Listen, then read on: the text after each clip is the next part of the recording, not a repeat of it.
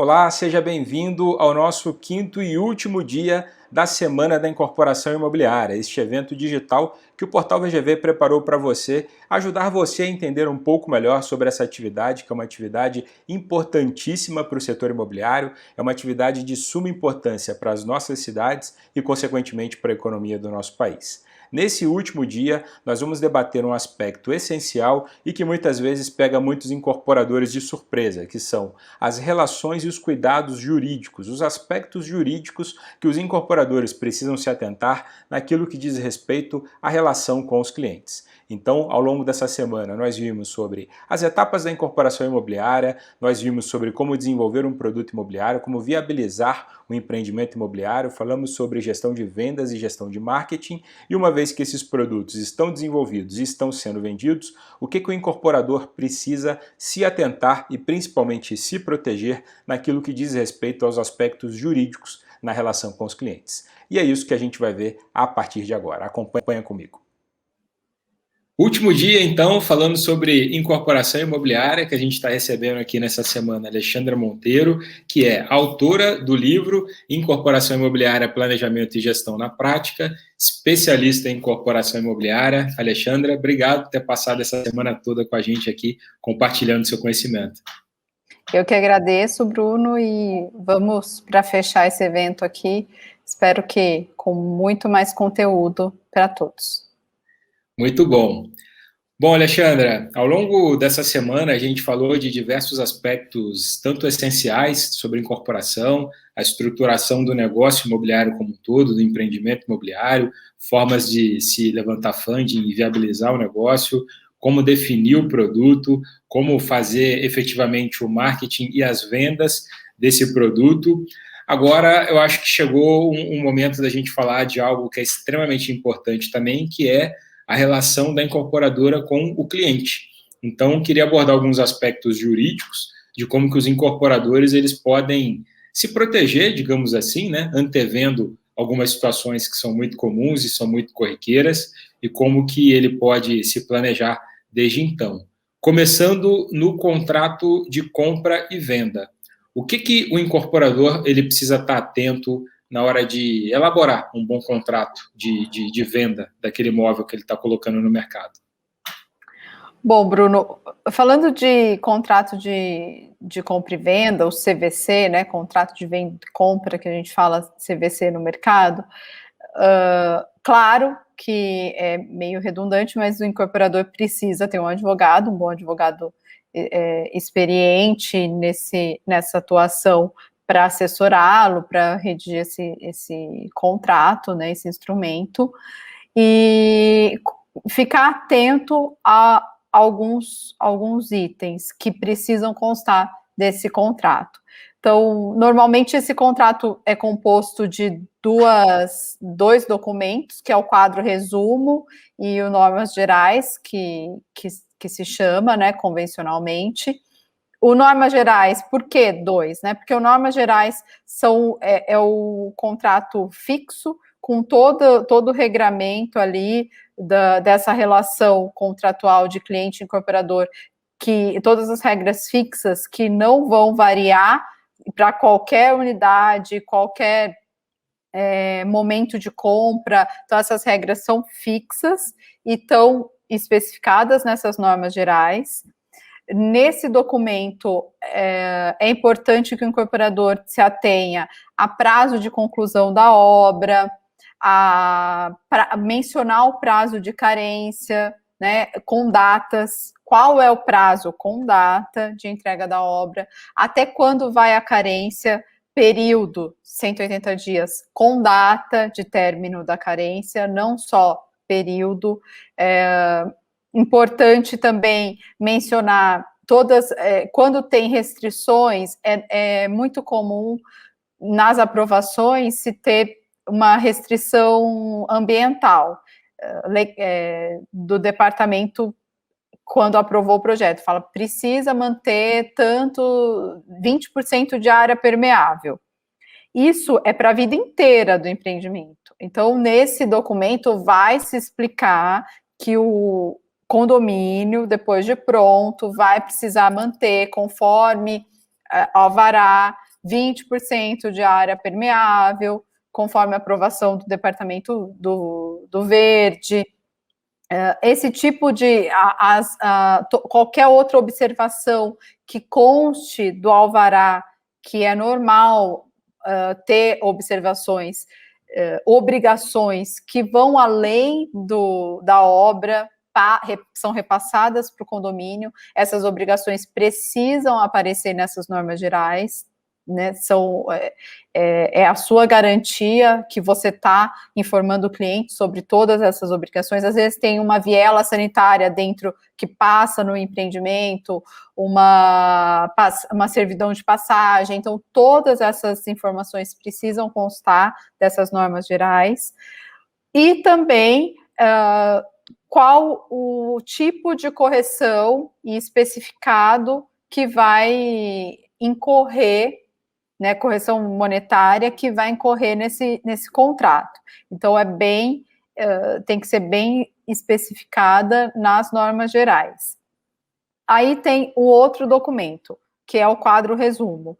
O que é o quadro resumo? O quadro resumo é um documento que vai variar de cliente para cliente. Então, nesse documento vai ser colocado toda a qualificação do cliente e a qualificação da unidade, a descrição da unidade propriamente dita. Então, lá vai constar qual é a unidade, qual a torre, qual a área privativa, a área total, todas as informações relativas à aquisição, à unidade que o cliente está adquirindo propriamente, o preço que ele está pagando, como ele vai pagar esse preço total, se tem pagamento de corretagem, que normalmente tem, quanto foi pago de corretagem, como foi pago de corretagem, para quem foi pago essa corretagem, também consta desse documento, e, de novo, faz menção a quais parcelas vão ser reajustáveis,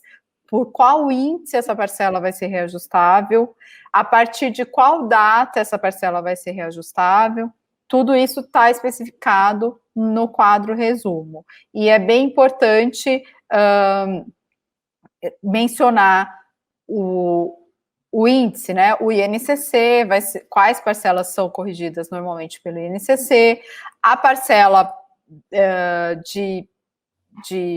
a última parcela que não se deve chamar de parcela de chaves, e sim de parcela única, porque se porventura o contrato a obra vier a atrasar, essa parcela é devida naquele mesmo momento e não está vinculada às chaves. Então, atenção para não chamar a parcela de chaves, sim de parcela única, e que a partir do habite, a parcela de repasse ou parcela de pró-soluto depois vai ser corrigida por um outro índice, né, que normalmente se troca a correção por IGPM, por tabela price, enfim, tudo isso precisa ficar bem regrado no quadro resumo, especificado em cada uma das parcelas, e também na normas gerais, se tem um capítulo à parte, especificando muito bem cada uma dessas correções.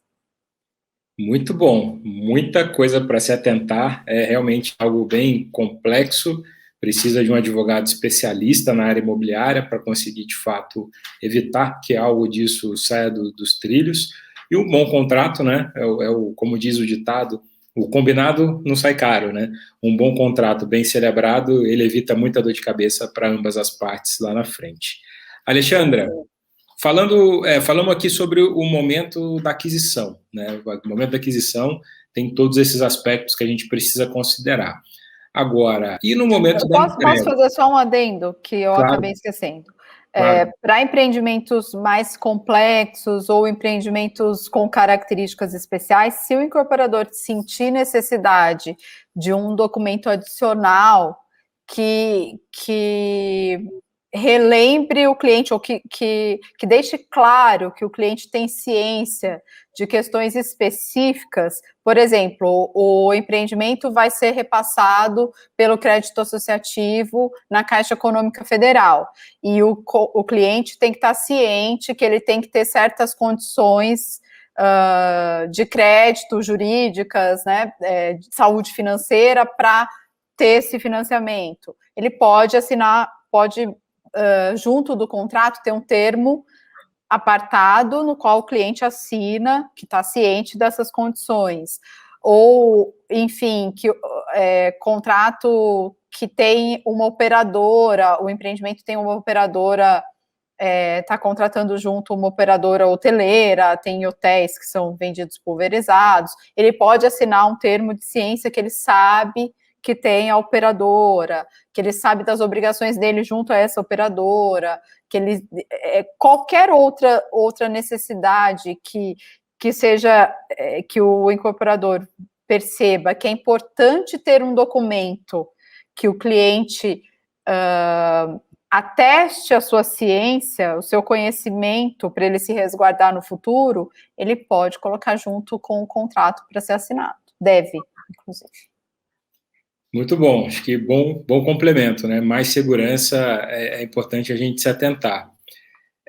Alexandra, a gente viu aqui sobre questões do momento da aquisição, né? Que precisa se atentar a diversos aspectos para evitar dor de cabeça lá na frente, lá no futuro, mas a gente também precisa sempre lembrar de todos os cuidados que têm que ser tomados no momento, efetivamente, da entrega das chaves, que é quando o cliente vai receber aquilo que lhe foi prometido vender, né? Aquilo que não foi nem comprado ainda, mas foi uma promessa de compra e venda que acabou se convertendo numa venda efetiva a partir do momento que você está com o imóvel pronto, a BITS emitido, matrícula individualizada, e aí, a partir de então, você faz essa entrega das chaves.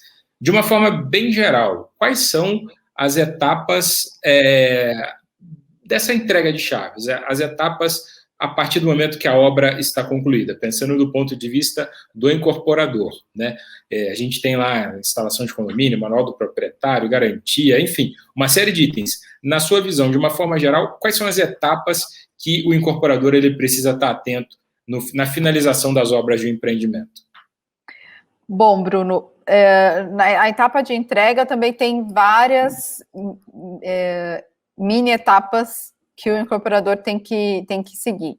Primeiro, com relação à entrega da obra, né? Então, para a entrega da obra, normalmente é a construtora que fornece, que elabora os manuais. Tem o manual do cliente e o manual do síndico. Então, esses dois documentos, que são bastante densos, eles normalmente são elaborados, são terceirizados, contratados, tem especialistas que fazem esses documentos, mas é a construtora que entrega, que fornece esses documentos para a incorporadora, que valida, que analisa, que aceita, mas a construtora normalmente que é responsável por essas entregas. Então, tem esses dois manuais, que são o do cliente e o do síndico. Após a conclusão da obra, ou quando, pelo menos, as unidades autônomas já estão todas concluídas, e pode ser que as áreas comuns estejam ainda em fase de conclusão ou de montagem, já se começam as vistorias das unidades. Então, a incorporadora precisa organizar com a construtora como vai ser esse trâmite de vistoria das unidades. Porque, de novo, né, a responsabilidade perante o cliente, a comunicação com o cliente é sempre da incorporadora, mas a responsabilidade de conduzir para a vistoria, de receber o cliente na obra, acaba sendo da construtora, normalmente, né? Por mais que, às vezes, a incorporadora faça uma recepção, tem uma equipe para receber, mas são os engenheiros da obra que fazem essa parte da vistoria. Então, tem que ter muito bem esse planejamento de como serão elaboradas, executadas as vistorias de obra com os clientes, entre construtora, incorporadora e cliente. Passado esse período de vistoria, quando se tem um volume já, é recomendável que se tenha um bom volume de vistorias aceitas, né, não só vistorias realizadas, mas vistorias aceitas. Então, eu não recomendo fazer uma GI Por mais que você já tenha a BITS, já tenha instituição de condomínio, não faça uma AGI sem pelo menos 70%, 80% das unidades vistoriadas e aceitas, né? Vai ser problema. Então, com esse volume de unidades vistoriadas e aceitas, e com a BITS na mão, o incorporador pode ir para a realização da Assembleia Geral de Instalação de Condomínio, a famosa AGI. Não necessariamente o incorporador precisa ter a instituição de condomínio registrada. Ele pode estar em vias de obter essa instituição de condomínio e já realizar a AGI.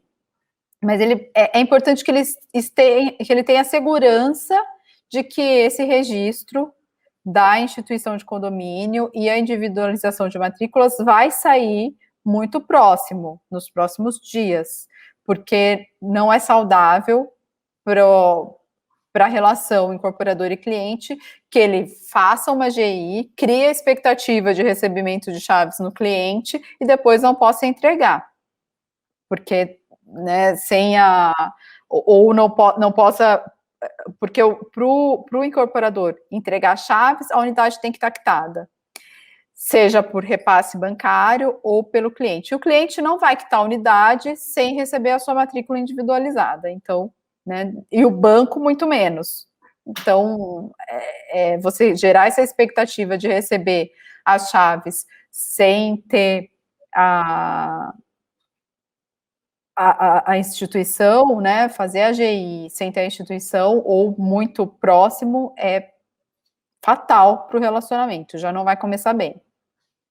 Então, esse é o próximo passo, que é fazer a AGI. Para isso, o incorporador precisa de mais outros 2 passos, que é ter uma administradora de condomínio muito capacitada e habituada a fazer a implantação de condomínios, que não é fácil, e um síndico profissional já também identificado para apresentar para esses clientes, para que faça também, junto com a administradora, uma boa implantação de condomínio, tá?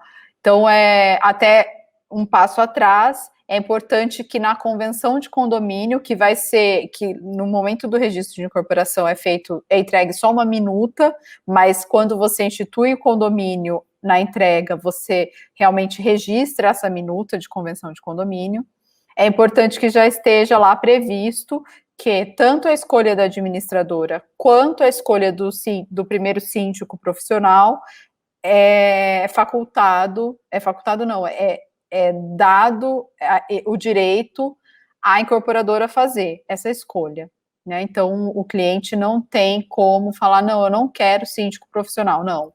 Está lá registrado que essa primeira escolha vai ser da incorporadora, para que ele garanta esse período de transição que seja bem feito, né? E que a implantação do condomínio, que precisa criar CNPJ, é bem duro, né, do ponto de vista legal, a implantação de um condomínio depois, pelo síndico e pela administradora, que esse período seja bem feito, né. E, por fim, tem a entrega de chaves, propriamente dita, que aí o incorporador vai ver o melhor formato, mas normalmente se faz agendamentos e se entrega com agendamentos para os clientes, e depois disso vai ter todo o período de assistência técnica ainda de relacionamento do cliente com a incorporadora. Muito bom, Alexandra, muito, muito completo. Obrigado pelo conteúdo todo que você disponibilizou aqui hoje. Eu gostaria de ressaltar um aspecto para os incorporadores que, porventura, estão assistindo. Tudo aquilo que compete ao relacionamento de incorporadora e cliente, muitas vezes a gente vê alguns casos que acabam se tornando problemas, outros que vão até para vias judiciais, mas pela minha experiência de mais de uma década trabalhando com comunicação imobiliária, com marketing imobiliário e também com incorporação, diretamente junto com incorporadores, eu percebo que muitos desses problemas, eles poderiam ser resolvidos com base em uma boa comunicação. Então, além de você ter instrumentos jurídicos adequados, que protejam as partes, eu recomendo que você invista muito numa comunicação. Questões como a Alexandra comentou, de qual índice de correção que vai ser aplicado em cada etapa do contrato, muitas vezes são coisas que não são tão exploradas no momento de uma venda ou até no momento seguinte a uma venda e que acabam gerando questionamentos muitas vezes desnecessários, que param toda a estrutura de uma empresa, que geram reclamações em fóruns de internet, coisas que poderiam ter sido evitadas com uma boa comunicação. Então, não deixem de investir em uma boa comunicação, né, Alexandre? É importantíssimo isso. Fundamental, Bruno. Eu já trabalhei com um gestor de relacionamento com o cliente que ele tinha um lema: se o cliente ligou para perguntar alguma coisa, você já está errado. Porque você não informou ele antes.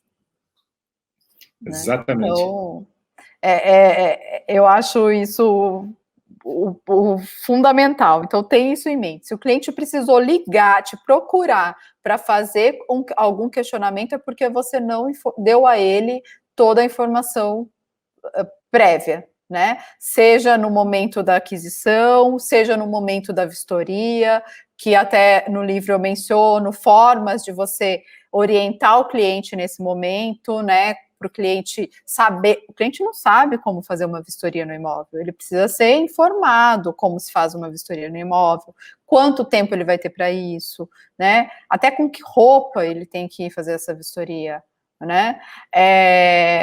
E na entrega das chaves, no repasse bancário, né, se ele vai pegar financiamento, cada uma dessas etapas exige muita informação para o cliente. O cliente não sabe. O incorporador, muitas vezes, ele está tão viciado, é tudo tão claro para ele, que ele acha que o cliente também sabe.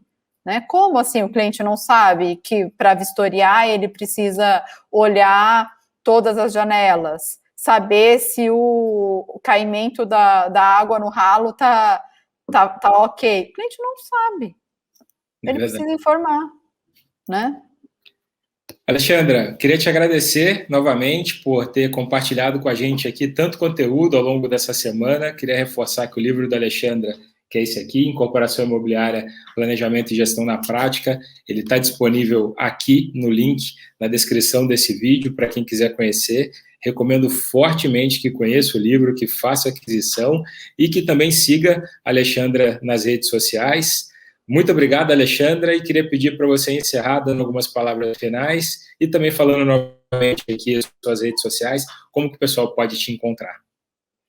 Bom, Bruno, primeiro eu queria agradecer pelo espaço, foi uma ótima oportunidade aí de falar com outros incorporadores, além de atuar na incorporação propriamente dita, como eu faço há 15 anos, eu gosto muito de compartilhar conteúdo, de compartilhar conhecimento. Eu atuei 2 anos, você sabe, como consultora, e atuei em muitas regiões, viajei por muitos outros lugares do país e vi quão diferente é o mercado imobiliário e o mercado de incorporação imobiliária, como é esse desenvolvimento e como é tão diferente de uma região para outra, de uma cidade para outra, né? E também como é difícil o incorporador que muitas vezes quer ter mais informação, mais conhecimento do que está sendo praticado aqui em São Paulo, que por diversas questões acaba sendo muitas vezes de vanguarda, não tem como, nós estamos numa cidade global, né? Então, essa dificuldade de acessar conteúdo de qualidade do que está sendo desenvolvido aqui e que pode ser sim levado, guardadas as proporções, mas pode ser levado e ser utilizado com sucesso em outras cidades, em outras regiões do país. Então, essa é uma das minhas preocupações, das minhas bandeiras, que eu que eu carrego, que nós que temos a informação, temos sim que ter a consciência de levá-la para outros profissionais. Por isso que eu fiz questão de escrever esse livro, por isso que eu também tenho outras redes, tenho blog, tenho o canal do YouTube, está um pouquinho parado, mas tem muito conteúdo já lá. Então, para quem quiser me achar, além do conteúdo do livro, ter acesso a outros conteúdos, o meu Instagram, Ale de Lima Monteiro, e aí lá tem um link para acesso a todas as outras redes. Aqui no YouTube, tudo sobre incorporação imobiliária, é o nome do canal, mas buscando nas redes sociais Ale de Lima Monteiro, vai achar meu LinkedIn, vai achar o blog, tudo sobre incorporação imobiliária. E obrigada mais uma vez pela oportunidade de estar aqui, e parabéns pelo trabalho que você tem realizado aí no Portal VGV, que é basicamente bárbaro e fundamental de levar conteúdo de qualidade em todos os aspectos, né? Eu vejo cada hora você falando de um aspecto do empresário, para o empresário, do mercado imobiliário em geral. Então, parabéns também pelo trabalho aí que você realiza há mais de 10 anos. Muito obrigado, Alexandra. Gratidão. Conte sempre com a gente. Para você que acompanhou a gente nessa semana, reforço o convite para que você se inscreva aqui no canal, deixe seu comentário nesse vídeo dizendo o que você achou desse conteúdo, recomenda para um incorporador que você acha que precisa de toda essa informação que a gente debateu e vamos conjuntamente construir essa comunidade imobiliária. Grande abraço e até o próximo evento.